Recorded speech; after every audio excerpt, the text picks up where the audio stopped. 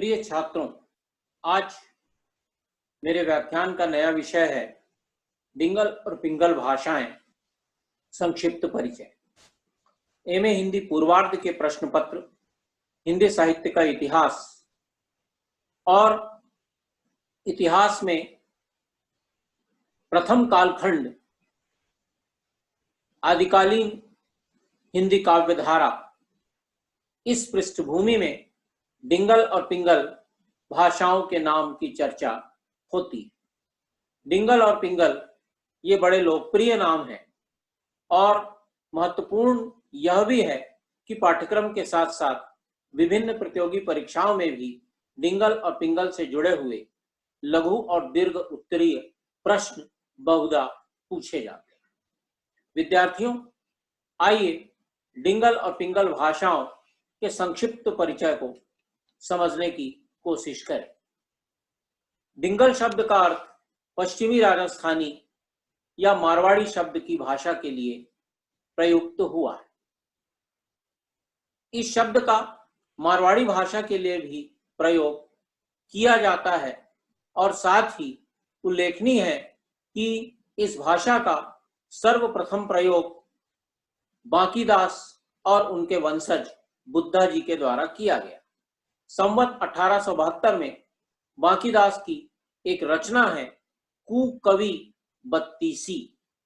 उन्होंने इस काव्य कृति में डिंगल भाषा का सर्वप्रथम प्रयोग किया। संभवतः इसी रूप में इस भाषा का नाम डिंगल के रूप में अभिहित किया गया। भाषा वैज्ञानिक आधार पर डिंगल अपभ्रंश के एक भेद नागर अपभ्रंश से विकसित है। प्राकृत की भांति अपभ्रंश भी जब व्याकरणबद्ध होकर साहित्य की भाषा बन गई और फिर उसके बाद अनेक लोक भाषाओं का जन्म हुआ और इस प्रकार अपभ्रंश के दो भेद हो गए। एक परिनिष्ठित अपभ्रंश जो साहित्य की भाषा के रूप में प्रयुक्त हुआ और दूसरा साधारण बोलचाल से युक्त अपभ्रंश जिसे जनसाधारण ने अपने दैनिक जीवन की भाषा के रूप में प्रयुक्त किया। और इस तरह से ये बोलचाल की भाषा से युक्त अपभ्रंश जो है यह भी तीन भागों में बांटा गया। एक नागर भाषा, दूसरा उपनागर और तीसरा ब्राचट।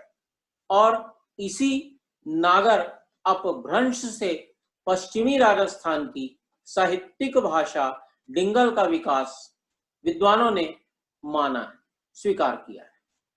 अब डिंगल शब्द की व्युत्पत्ति को लेकर के विभिन्न विद्वानों के अलग अलग मत हैं, हम इस पर विचार करेंगे।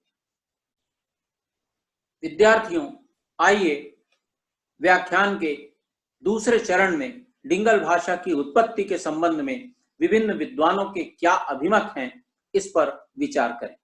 प्रथम एलपी टेसेटरी, इन्होंने डिंगल शब्द का अर्थ अनियमित या गंवारू बता करके शिष्टों की भाषा पिंगल के आधार पर विकसित अशिक्षितों और गंवारों की भाषा का नाम डिंगल बताते हुए इसे अशिक्षितों की भाषा निरूपित किया है। किंतु टेसेटरी का यह मत भाषा विज्ञान की दृष्टि से उपयुक्त नहीं है, कारण डिंगल भाषा की व्युत्पत्ति नागर अपभ्रंश से विकसित है। नागर अपभ्रंश जैसा कि नाम से ही ज्ञात होता है कि सभ्य नागरिकों की भाषा होनी चाहिए, और जिस क्षेत्र में इस भाषा की उत्पत्ति हुई, गुजरात और राजस्थान, वहां के नागर ब्राह्मण आज भी काफी सभ्य और शिक्षित हैं। इसके अतिरिक्त डिंगल भाषा की जितनी रचनाएं मिलती हैं वे किसी भी प्रकार अनियमितता या गंवारूपन का बोध नहीं कराती। चारणों का काव्य इसका एक अप्रतिम उदाहरण है। हरप्रसाद शास्त्री डिंगल शब्द की व्युत्पत्ति डगल शब्द से मानते हैं, जिसका अर्थ अनगढ़ या मिट्टी का ढेला है। वे भी इसे जंगल देश अथवा मरु देश में रहने वाली गंवार जातियों की भाषा सिद्ध करते हैं। डिंगल के उबड़ खाबड़ स्वरूप और कर्णकटु उच्चारण ने ही उन्हें ऐसा कहने के लिए प्रेरित किया होगा, ऐसा अनुमान। किंतु उनकी यह व्युत्पत्ति या उनका यह सिद्धांत ना तो भाषा वैज्ञानिक दृष्टि से ठीक है और ना ही यह पता चलता है कि इस भाषा का नाम डिंगल क्यों पड़ा। गजराज ओझा का मंतव्य है कि डिंगल भाषा में ड वर्ण की अधिकता है, अतः ड वर्ण की अधिकता को देखते हुए पिंगल के विपरीत डिंगल का नाम रख दिया गया। परंतु ड वर्ण की अधिकता की बात डिंगल की कुछ ही कविताओं में मिलती है, सर्वत्र ऐसी बात नहीं है। दूसरी बात, किसी एक ही वर्ण की प्रधानता के आधार पर किसी भाषा का नाम रखने की परंपरा और प्रमाण इतिहास में उपलब्ध नहीं है। पुरुषोत्तम स्वामी डिंगल शब्द का विकास दो शब्दों डिम और गल से मानते हैं। डिम अर्थात डमरू और गल अर्थात गला। कविता को पढ़ते समय गले से डमरू जैसी ध्वनि निकलती है, यह डिंगल भाषा की ही कविता है, ऐसा इनका मंतव्य है। इन्होंने यह भी बताया कि चारणों की वीर रस की कविता में यह लक्षण निरूपित किए जा सकते हैं, तथापि स्वामी जी का यह मत भ्रांतिपूर्ण है। इसी प्रकार राजस्थान की मान्यता है इस भाषा के रूप में कि डिंगल शब्द की व्युत्पत्ति डिम तथा गल शब्दों से हुआ है। डिम का अर्थ है बालक और गल का अर्थ है बातचीत, अतः बालकों की भाषा को डिंगल की भाषा माना गया। मोतीलाल मेनारिया इस शब्द की व्युत्पत्ति डिंग शब्द से मानते हैं, जिसका अर्थ होता है गप्पे मारना। ला का अर्थ है युक्त होना। मेनारिया जी इस ला का युक्त अर्थ में प्रयुक्त होने का उदाहरण भी प्रस्तुत करते हैं, जैसे दागल, दाग से युक्त। इनका मंतव्य है कि चारण और भाट कवि अपने गुणी दुर्गुणी सभी आश्रयदाताओं की प्रशंसा खूब बढ़ा चढ़ा करके करते थे और अपनी बुद्धि के उड़ान के अनुसार लंबी चौड़ी डींगे मारना इन चारण कवियों की सबसे बड़ी विशेषता थी। इन्हें डिंगों से युक्त कविता को डिंगल रूप दे दिया गया। इस प्रकार राजस्थानी की 5 प्रमुख बोलियां मारवाड़ी, ढूंढानी, मालवी तथा बागड़ी में प्रथम मारवाड़ी का ही साहित्यिक रूप डिंगल कहलाया। धीरे धीरे चारणों के हाथ में पड़कर यह भाषा साधारण बोलचाल की भाषा से दूर होने लगी, क्योंकि साहित्यिक भाषा बनने के बाद यह दिन प्रतिदिन क्लिष्ट होती चली गई। इसमें शब्दों के द्वित्व रूपों की प्रमुखता इसकी कठिनाई का मूल आधार कही जा सकती है।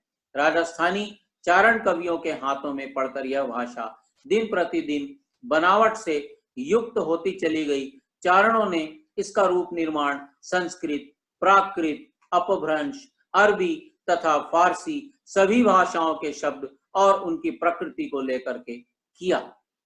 डिंगल भाषा के साहित्य के रूप में चारण कवियों द्वारा लिखी गई लगभग सभी प्रशस्ति मूलक कृतियों को लिया जा सकता है। इन प्रशस्ति परक रचनाओं के अतिरिक्त कुछ लौकिक रस से अनुप्राणित कथा काव्यों की रचना भी डिंगल भाषा में मिलती है। इस कोटि की कुछ उल्लेखनीय कृतियां जैसे वचनिका राठौड़, रतन सिंह, महेश दास सौतरी, खिड़िया जागरी और एक बहुत लोकप्रिय नाम है ढोला मारूरा दूहा जैसी रचनाएं इस भाषा में प्राप्त होती। पिंगल भाषा है या छंद है? आइए इस पर विचार करें। छात्रों, पिंगल की गणना भाषा के रूप में भी होती है और छंद के रूप में भी होती है, क्योंकि इसकी शुरुआत छंद के स्वरूप में हुई और बाद में यह शब्द जो है, यह प्रयोग जो है वो पिंगल भाषा के रूप में परिणत हो गया और फिर उसके बाद ब्रज भाषा के रूप में भी इसकी गणना की जाने लगी। पिंगल छंद सूत्र के रचयिता आदि आचार्य पिंगल मुनि थे। इन्हें शेषनाग का अवतार भी माना जाता है। आगे चलकर इन्हीं के नाम पर छंद संबंधी सारी रचनाओं का नाम पिंगल पड़ा।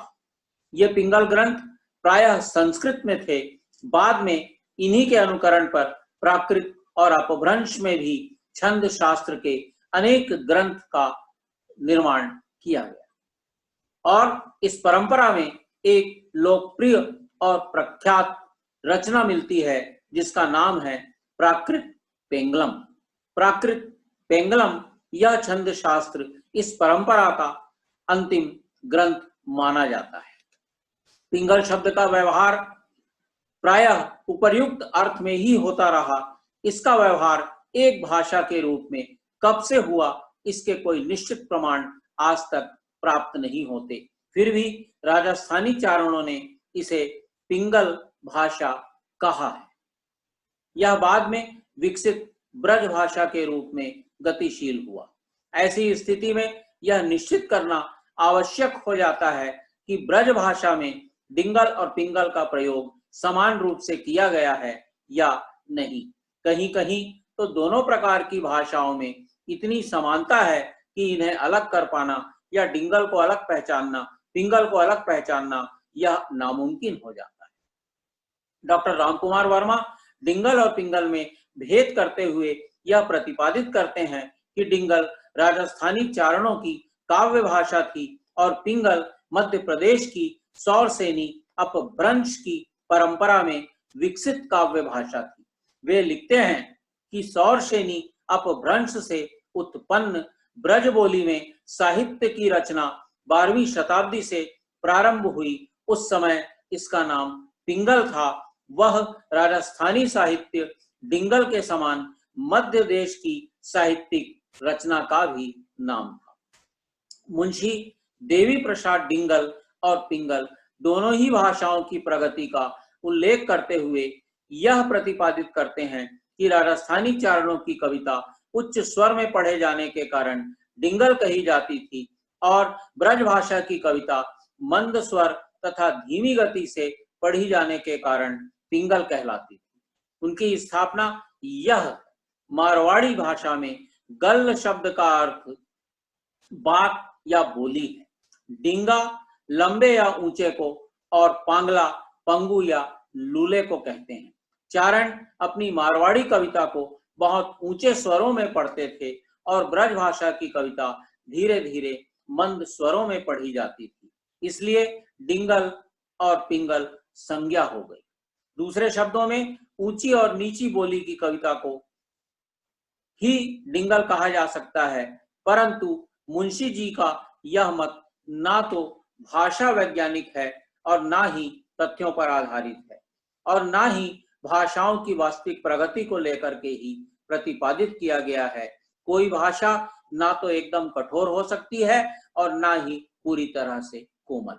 डॉक्टर श्याम सुंदर दास पिंगल भाषा को व्याकरण के नियमों से निबद्ध तथा दिन प्रतिदिन साहित्यिक जटिलताओं से युक्त होने वाली भाषा बताते हैं तथा इस प्रवृत्ति से अलग हिंदी को उन्होंने डिंगल कहा है।